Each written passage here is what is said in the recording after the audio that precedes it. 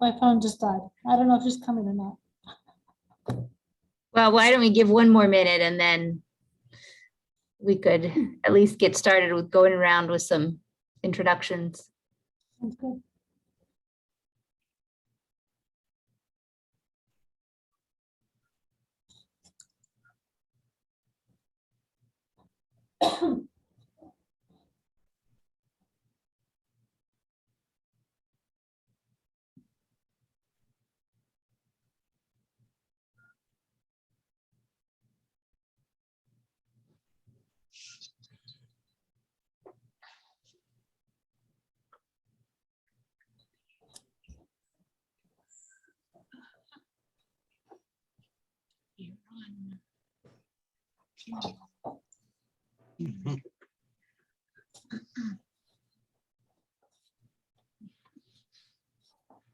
I'll keep an eye on the participant list, and I think if we go through and start with some introductions, then as folks add in, I can make sure that they have a minute to introduce themselves as well. Not entirely sure. I'm just going to go through in order of how people are listed on my participant list. Just for some quick introductions to say, why we're here tonight. I'll start with me. I'm Heather Casper from the SSJ Neighborhood Network, and I'm just here on behalf of the neighbors, Washington Park, who are here on behalf of themselves too, just with interest in developments within the neighborhood, which is in at our service area.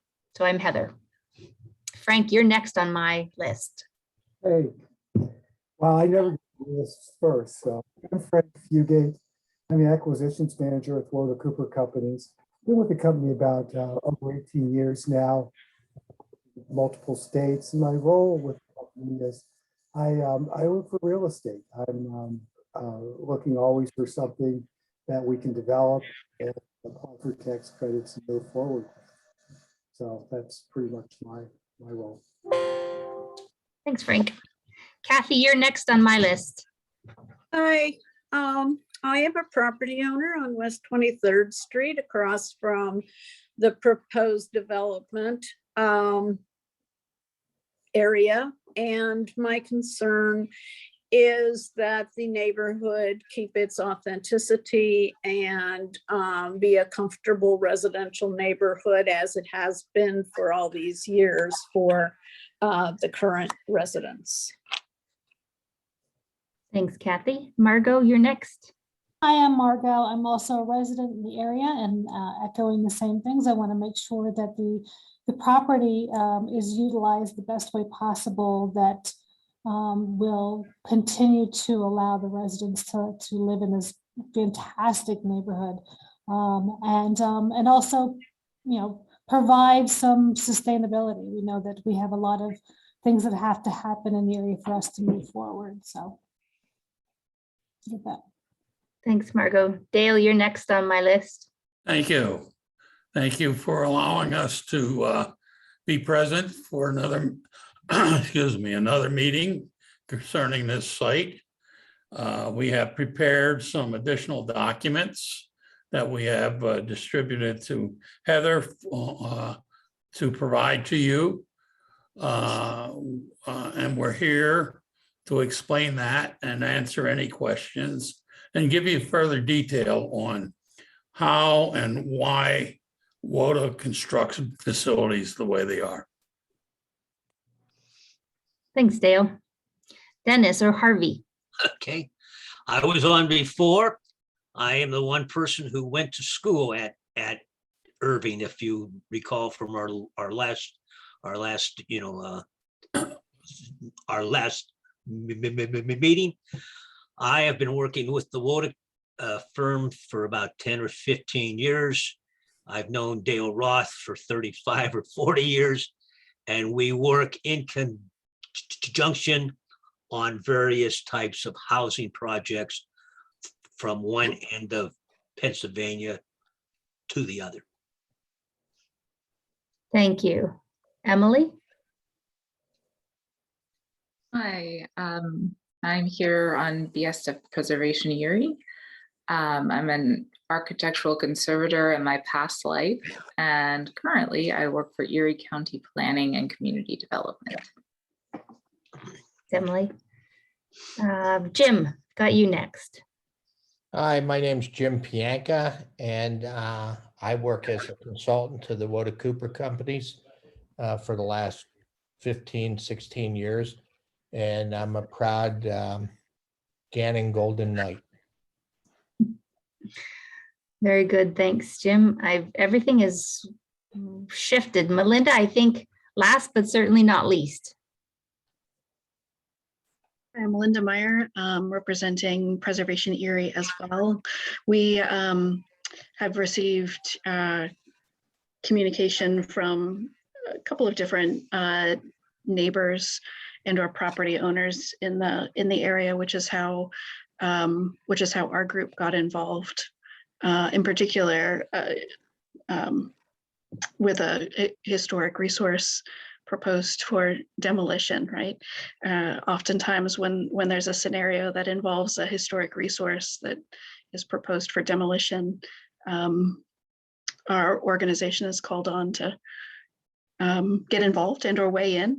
And so that's why I'm here.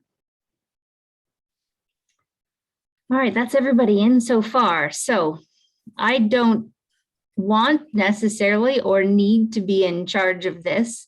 If anybody has, I don't know, Margot, I know that you are speaking on behalf of a number of other residents there. Dale did provide me with a couple of documents, one that is a sketch of a different layout for the building to share, and also some reasons for their assessment of the building and why they thought it needed to come down. So where should we start? Yes, so maybe going through the documents and allowing Dale and his colleagues to explain, that would be really helpful. Okay, Dale, what should I pull up? I would pull up the site plan first, please. Okay. Can everybody see that? Not yet. No. There we go. How about now? Yes. Yeah. Yes. We after our meeting, our last meeting, and hearing your request to leave the green space that currently exists as a separate lot as green space. So I went to Woda and asked or talked about my concern about building a building over a backfill area. They felt it would, with spending a few extra dollars for additional compaction and testing, they would have no problem to build on areas that were backfilled to a large depth. With that in my pocket, I proceeded to develop or utilize the building we had laid out previously to incorporate it in the school, what I'll call the schoolhouse property, which is roughly 372 feet deep off of Plum Street. I've set the building back from the green space using the some parking area as sort of a buffer to give more of a setback from that open green area. The building configuration stayed the same. We still meet all the setback requirements by the R2 zone. We provided the needed drop-off area in the front plus additional parking to bring the total to 60 cars. We believe from our experience over the last 30 years of doing projects of this nature, that is more than adequate for the size of this building, which is 60 people. The city requires one space per apartment. We meet those guidelines also. one of the things I want to touch a little bit about Woda, the type of work they do. On every project that we or any other architect is involved with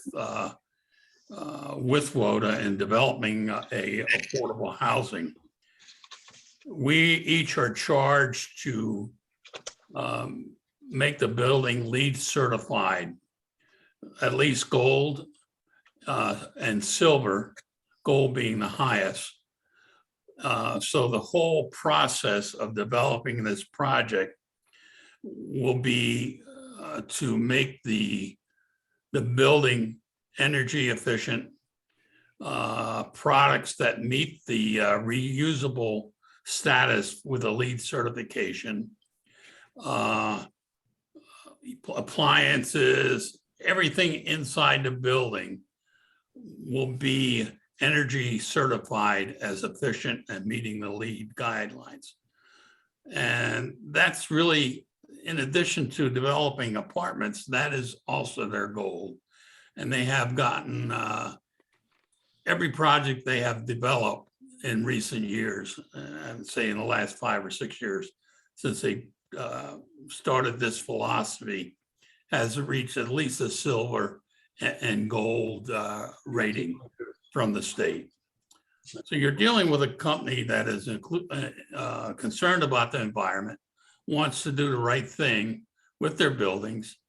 And by doing the right thing with the buildings, they also do the right things for the people occupying the apartment. It reduces their utility costs across the board. It lowers the rent for them because of the utility costs. So I think it's a plus. Anywhere they do a project, it's a plus for the community. We have also then, I don't think it came up at the meeting, but in a later conversation with Heather, there was a thought about, can we save the original building? Not the entire project, but the original building. So I did look at that option. Heather, can that be pulled up? I think that's this one, correct? Yes. Can everyone see Original- that? Originally, I'm sorry. Originally, when the building, the site was taken under option, we do look at the existing building, but we only looked at the whole building as to whether, how much and what part of it could be used for apartments and what would you have to add to it to make it feasible at 60 units for this site. And that's something we normally do. And when I did that, I informed Woda that I did not believe it was cost effective to the residents in a rent structure, as well as to the ability to construct it within the constraints of PHFA's funding for a project of this nature. As you can see, I could put 15 one-bedroom units in and 12 two-bedroom units in the existing structure, but would have to add 25 one-bedrooms and 8 two-bedrooms, plus another 10,846 square feet of hallways and support spaces. As I explained last meeting, the support spaces would be laundry, library area, a computer area, arts and craft area, conferencing area, a living room area, a community room, etc. So that would create an addition of 33,450 square feet. So the combined and existing would be over 86,000 square feet, or a total cost of $10,852.50. After my discussion with Heather, I looked at what would the existing building, the very first building built without the additions. And that would produce space for 8 two-bedroom units and support space available at 3,260 square feet. The project would still need a major addition of 41 bedroom units, 12 two-bedroom units, plus an additional 7,586 square feet for hallway and sport facilities, for a total of 73,167 square foot of building, or a cost of $8,691,470. The new building as proposed is only 54,425 square feet and produces a cost. This is all based upon the historical data that Woda keeps on all their buildings, which includes many historical restorations projects. Comes out to $5,986,750. Dale, can I ask a quick question? Yes, The new building amount, does that include the tear down and dealing with the asbestos, or is that just the new building construction? that includes that work. Yes, Okay, thank you. because you would, if you're going to reuse the existing building, you would have to take the same Still thing. have to, yeah, I still have to mitigate that thing. Okay, thank you. Right. So Dale, just for clarification, it's correct that if you use the existing building and add it on to it, you'd actually require more square footage. You'd cover more of the parcel. Yes, you would cover more, and it would trigger most likely getting into a retention basin on site, a big hole in the ground, because you would be disturbing more than exists right now on the site with the two additions. Okay, thank you. What I found, can we move Yep. move the problems? One of the things is with this structure, the existing building is approximately 5'6" below the first floor line. So to eliminate any major ramping inside the building to try to get the floors, for example, a 5'6" ramp would take 56 feet plus probably two landings. So you'd have a ramp of about 66 feet long plus steps on the outside.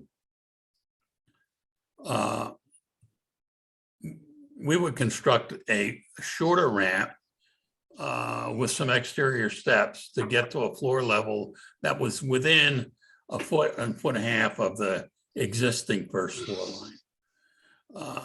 Also, the gym sits down below the first floor level. So we would have to raise that entire floor to get it to a level where we could use it for apartments.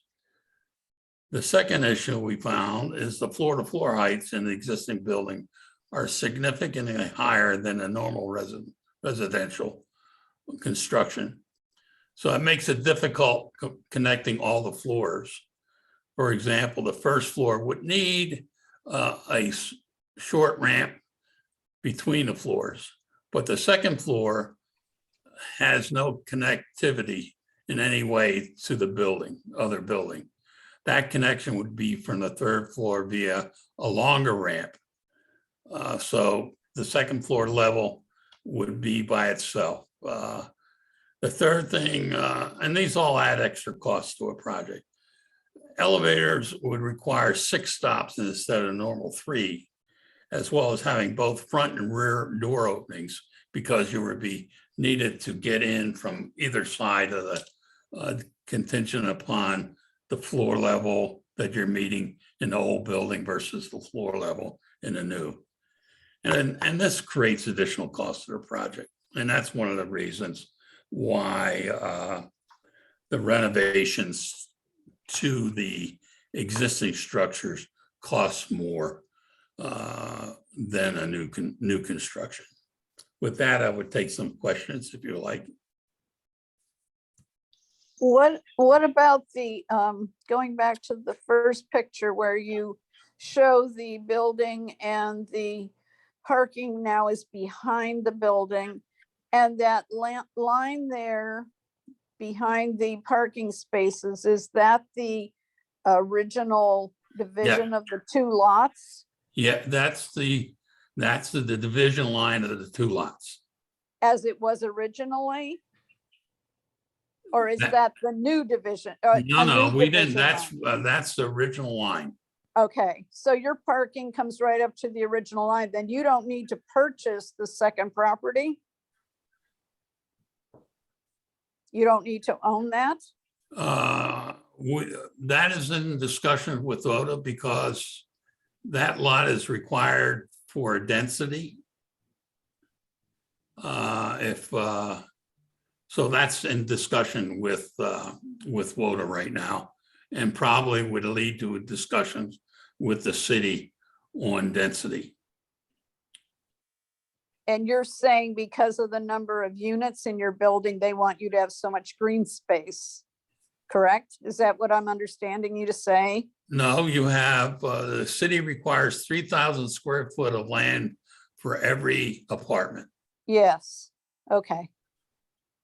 I think we're saying the same thing. So if the city would then allow Woda to build the building and put their parking lots and not have that density, that green density, and allow that parcel of land to become city-owned rather than Woda-owned, you could still move ahead under those circumstances. They would give their consent to that, basically. Is that what you're talking about in discussions? Yeah, that's our discussions, yes. Okay, thank you.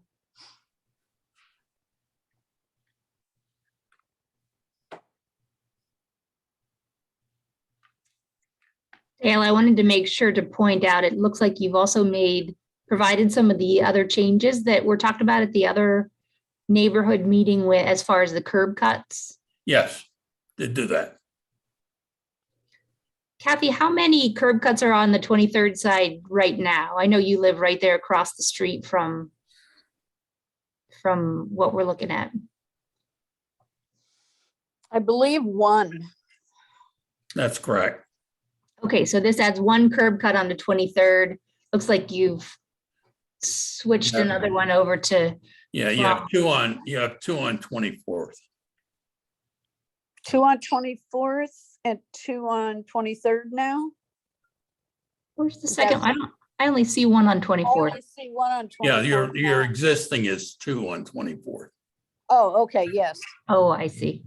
So we have one on Plum now, one on 24th, two on 23rd, Yes, where there Okay. was one proposed on 23rd before, 0 on Plum, and 3 on 24th. So that does make things better on that 24th Street side for sure.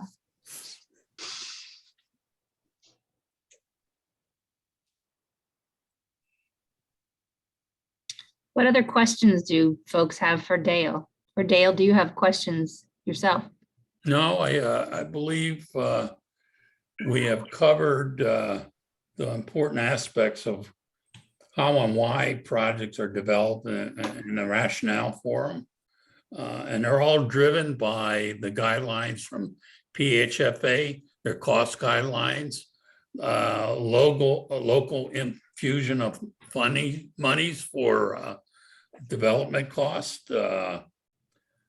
And that's the rationale, and that's how PHFA reviews the project and scores it. And I believe the way we have this laid out with all the parameters that have been included within our design would score very well and most likelihood receive funding to proceed at some point in time. You were paying the school district 400,000 for the entire 2 parcels, correct? Yes, And they were asking 500 and, I don't know, 58 or something like that for the 2 parcels. If you then cut this down to the 1 parcel and the other parcel perhaps goes to the city, or what is that going to change your price that you're willing to pay the school district? Is that going to change that 400,000 to a different price? All I can tell you is the school district was asking I believe $125,000. Right. Right. And I think if maybe Frank Frugate might want, as the WODA's representative, might want to talk with you about that issue. So we're currently in contract with the school board. It was a lengthy negotiation. I was not involved with the negotiation. But I think where we stand right now is that we will, buy the whole parcel. We need to keep to our word, what we promised the school district, what promised the school board. And then at that point, what happens to that other parcel, it will definitely stay green space, but ownership will have to figure that out. If the green space remains in the hands of Woda Cooper, would that be available to the residents of the neighborhood for use like it is right now? I think so, but I need to, there's some legal things involved with that. I need to speak with the ownership and our legal counsel about that. But there could be some type of different things that could be set up to protect us with liability and the community. So it's got to be a mutual thing. But let me say one thing. I know what's in your mind. You're thinking, oh, he's going to come back and do another development. No, we don't. I've been with the company a long time, and we don't do second phases. This will be what we do. We'll do our 60 senior development, and that'll be green space. And I can tell you, we have green space around a lot of our properties. So I don't think the second development was the major concern. I think our major concern was retaining that green space and making it available to children to continue to play their pickup ball games, and for people to walk their dogs, and basically for the community to continue to utilize that, which is important to the neighborhood, just simply because it is an urban neighborhood and there is not a lot of green space that is available for those purposes in that entire west side area. And that's the major concern, I think, for the residents. it's important for our residents too, because the senior residents have, and they also have grandchildren. And so I look at this being a benefit to the neighborhood and to our residents. Correct. You'd be surprised how many elderly people would just go out there and sit and enjoy a nice evening and meet with some other people. So, especially with the neighbors. So I think it's a benefit that it stays green space to both the neighborhood and our residents. And we try to do that wherever we can. So go ahead. Well, that's okay. If you want to continue to ask about the green space, keep on that track, because my question is different. No, that's fine. So we've talked to a lot of folks who have looked at WODA's development projects here in Erie County, specifically looking at the project in Wesleyville, and of course the reuse of the Wesleyville school. And I know that that's a different project, but I'm not sure if any of you have worked on that project. But a question that we've heard from a lot of different folks is kind of how these two projects are different, how adaptive reuse was able to work for the Wesleyville school project, but it is not an option for this building. And so I'm just kind of in that context, Dale, I know you've already gone through the one pager that you provided, Heather. with some of the issues with the building and what will increase costs. But I know specifically that's a question that we've heard from again, neighbors who have seen the reuse of Wesleyville School. So did any of you work on that? Can any of you address that question? What's the difference between the Wesleyville project, which was an adaptive reuse project, and what's being proposed for the Irving School site? Well, I live close by to that myself in Harbor Creek. I did not do the project. I'll let Frank discuss it also, but I can tell you that the building was in better condition than this building. It's the brickwork on the outside was established. It was there. Didn't have to do any tear off that would damage the existing brick. So the building itself from the start was in better condition. Number two, it didn't have the grade differential that this project has. And I believe it is a smaller project with a lesser cost of land purchase price, which helped to make the building feasible. Frank, would you like to add to that? No, I am not familiar with this project. It's one I wasn't doing in Pennsylvania. But I can just say historically, buildings play better to adaptive reuse for multifamily. They have smaller hallways. They don't have huge gymnasiums. They don't have slope floors in theater. So there's a lot of, and I can't speak to this, but there might be some of those type of functions that will be more cost effective that we could have done with that did the adaptive reuse. I can delve into that.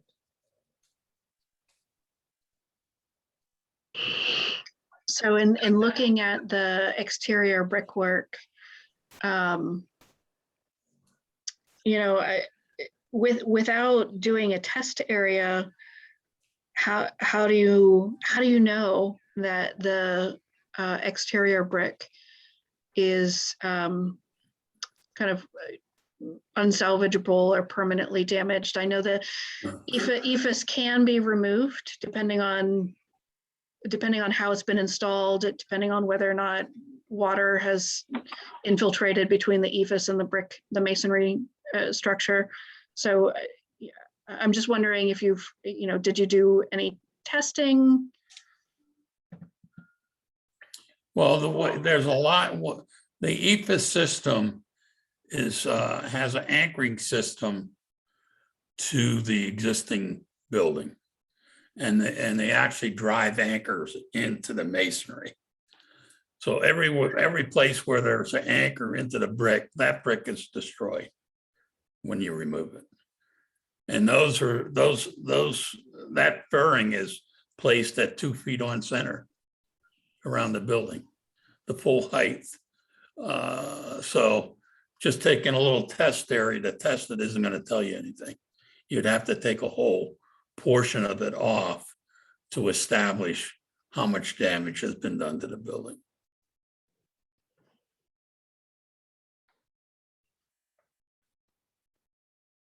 Dale, a number of us went through the building, and the inside of it was, I mean, I don't even know how to describe, at first glance, boy, did they do a bang up job of renovating the entire structure to look like whatever 80s decor they decided to go with, for sure.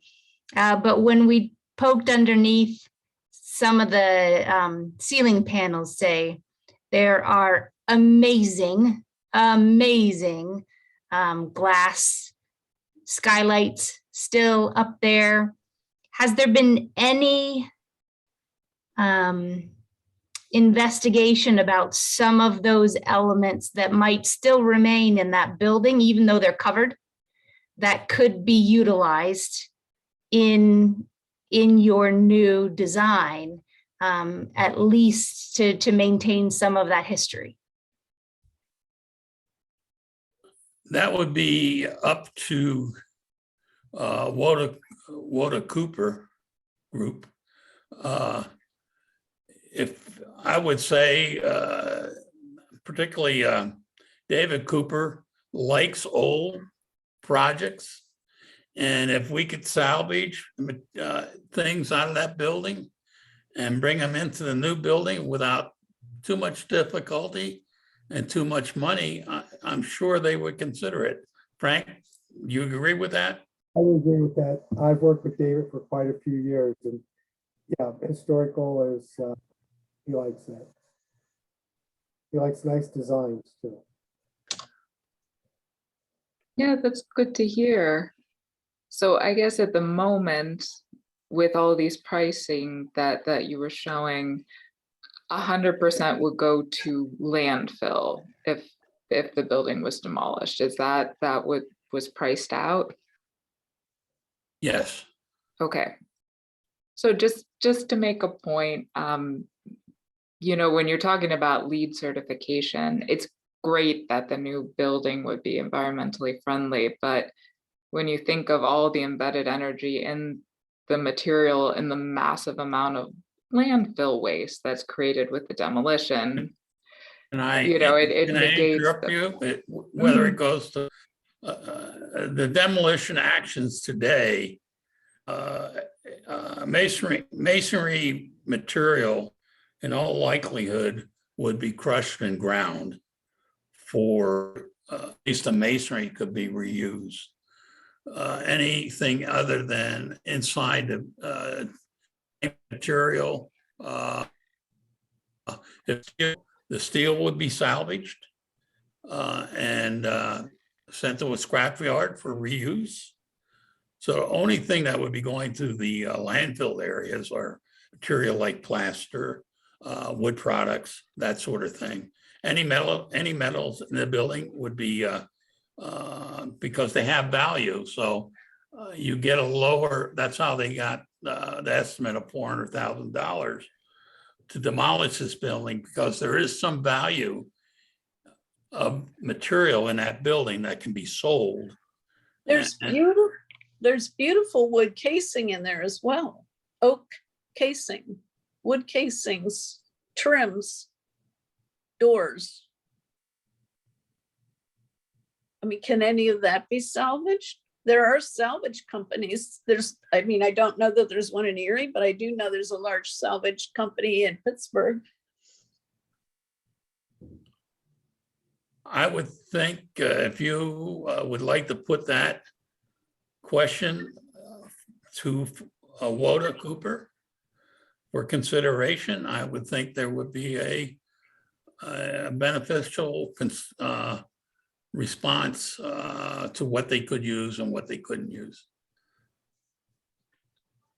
Has Mr. Cooper, who likes the older structures, the old architecture, has he been through the building? What's that? Has Mr. Cooper, who likes the older architecture, has he come through the building to look at it? Yes, he has been at the site. I don't know if he's been inside the building. Well, if he comes in, he needs to make sure and poke out some of those ceiling panels, because that's the only way you're going to see it. Right. Going into the library, that's where a lot of the ceiling panels, the skylights, the wood working can be seen. And you don't have to take off any of the ceiling panels. There's some open areas right there.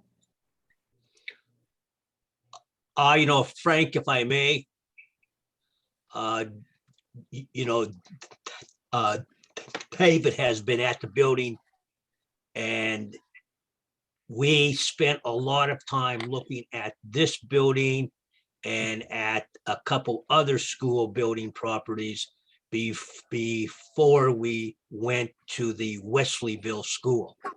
So yes, I'm sure you can, you know, talk to Dave tomorrow when you're in the office, but he is quite familiar, not only on this old school in Erie, but 2 or 3 other old schools in Erie.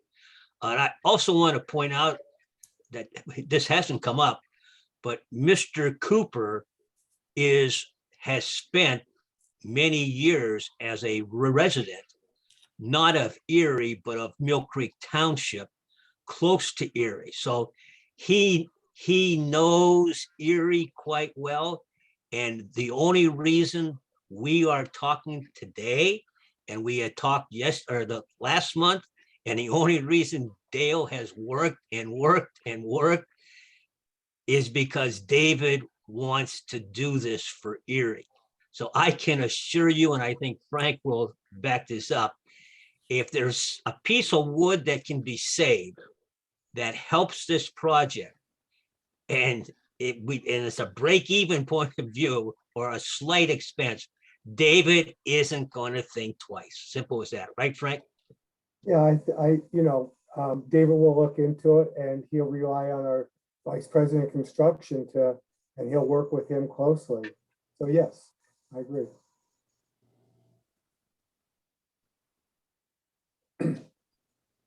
And David is from Erie. I did a deal with David at Harbor Creek, and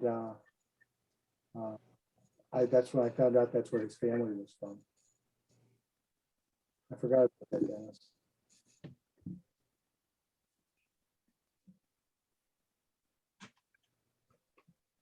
What other questions does anybody have or comment? So I heard in another meeting that I was not a part of that a lot of the expense was the asbestos in the school. I was just curious, what actually is the asbestos parts that you found? Is it the insulation around the heating system that is It's asbestos? piping insulation, it's some floor tiles, it's some acoustical plaster material in the ceiling.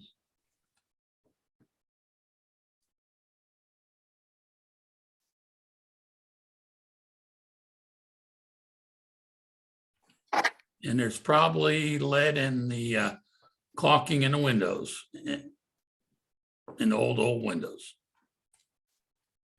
So we didn't see that many old windows when we were in there. A Well, lot I of didn't them know if looked they like replaced, right, they were. 1980s Replace. replacements. And we discussed briefly the last time, I believe, the exterior and some exterior changes that would make the structure more architecturally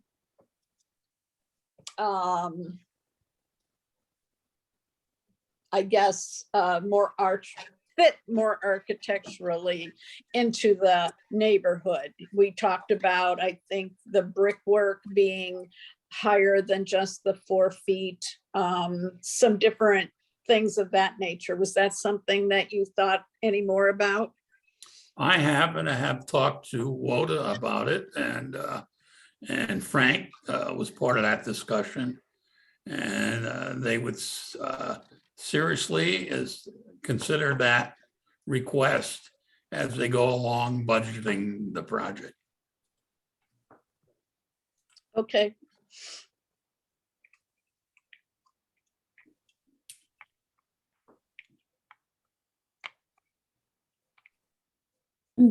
Heather, I don't have anything more at this time. Anyone else?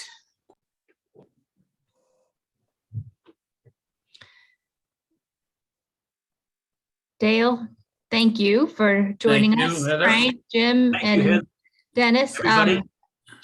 Really nice to have the opportunity to talk about it a little further after we had a chance to look at it, and we understand the sense of urgency here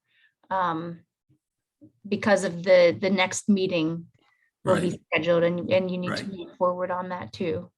So I think that probably our next step will be with the neighbors to kind of get together and do a debrief and make sure that everybody sees this recording. I can put that onto the cloud somewhere that people can get at that, and hopefully get back in touch with you. And Dale, if you have any more questions that I can send over to the neighbors, I'm happy to do that too. Okay, can do.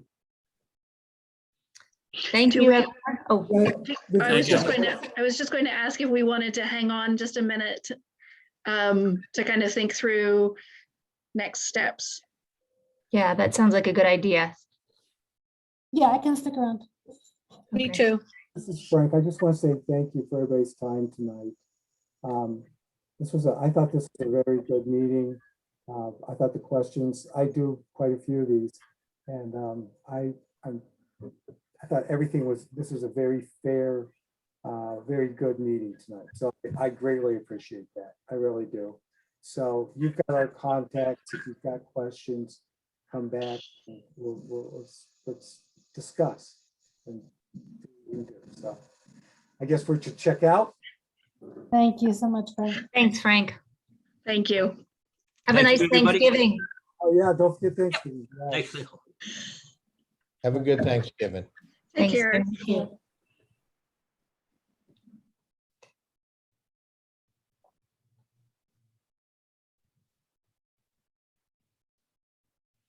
Okay, I can confirm that everyone from Woda Cooper is gone. Thank you. I can park this. I'm gonna, should I continue the recording or stop the recording? It's gonna get super long. Go ahead, Margot. Go ahead. No, go ahead. I was just gonna say, you could probably stop it. Yeah. Okay. That's where I was going, but